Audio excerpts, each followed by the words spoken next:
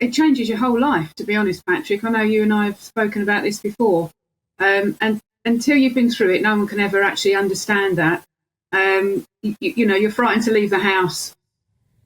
Saying you're frightened, that's exactly what you are, but you have to go on with life. Otherwise, they've beaten you, haven't they, at the end of the day?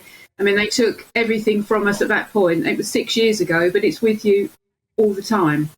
I mean, even if you're sort of sitting, watching the TV or something, the back door will always be locked, the alarm will always be on. That's the way that we have to live. But I think, listening to the news and hearing the programme today, 13 years.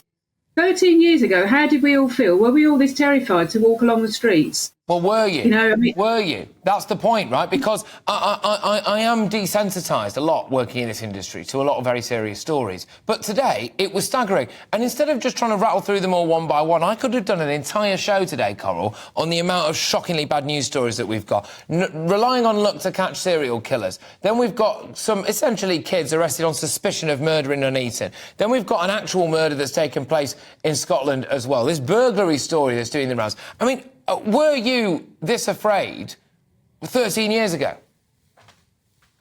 Definitely not. And I don't think anybody is. I mean, where we live, just a few weeks ago, there was a case of two children having an argument, like we probably all did as kids, messing around. And one of them ended up getting stabbed. And that is just a local situation. And yes, it's awful. But the thing is, the population has gone through the roof. That means, the numbers tell us we've got more criminals on the street. We know that we have these more criminals. What are we actually doing about it?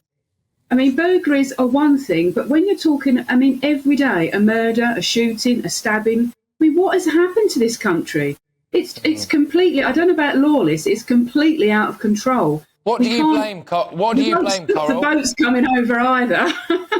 What do you blame for this rise in crime, Coral? Because, again, this does appear to me, I can't help but suggest that, we're looking at rapid population growth on an unbelievable scale. And with all of our public services, we are absolutely in no way matching the amount of people who work in these public services with the amount that our population is growing. So by definition, and then we sit around and we scratch our heads, don't we? We wonder why everyone's overstretched, and we talk about, oh gosh, they're critically underfunded. Well, yeah, they are also dealing with millions more people than they were 13 years ago. But some people, Coral, would say it's a fault of the police force, they're not proactive enough, and there aren't enough of them. Some other people, Coral, would say, well, hang on a minute, what are the parents up to? Those two kids who you were saying there that were involved in some kind of knife fight on your street, where are their parents? I totally agree. And as you say, it's a massive topic. I think, like everything, it starts at the top. So you have to say, OK, I wouldn't disband the police force because, 10, 13, 20 years ago, they're probably doing a bloody good job. But we've had family in the force, and there's an awful lot of paperwork, and there's an awful lot of call-outs to people that maybe can't even speak English, that have a domestic argument. And whilst they're dealing with that, and obviously there's a lot of human rights and they have to be careful, you can't touch anybody, etc., we are so soft on the wrong people. And where are the deterrents not to be a criminal in the first place?